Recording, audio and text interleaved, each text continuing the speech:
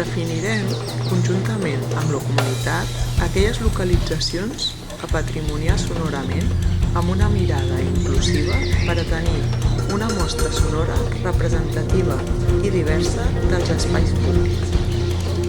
També es decidirà de forma participada els camps a documentar, de les gravacions de camp per a recollir la informació de les fonts sonores enregistrades, les qualitats perceptuals que ens provoquen a nivell cognitiu, així com els usos socioculturals dels espais que patrimoniem sonorament. Tallers d'atrapassons. Els safaris sonors o tallers d'atrapassons. Sortirem a realitzar gravacions de camp amb les gravadores a aquelles ubicacions emblemàtiques dels barris prèviament escollides de forma participada amb la comunitat. Utilitzarem fitxes d'enregistrament per a recollir de forma estructurada les fonts sonores i les qualitats perceptuals a nivell psicoacústic. Taller Identitat Sonora. En aquests tallers d'experimentació i creació sonora utilitzarem tècniques provinents del món del so per a imatges, per a crear paisatges sonors on podem explicar històries a través del so. En clau de futurs possibles, ens imaginarem i crearem sonorament els espais públics del barri. Se escuchan máquinas del metro, hay gente, se escuchan pasos.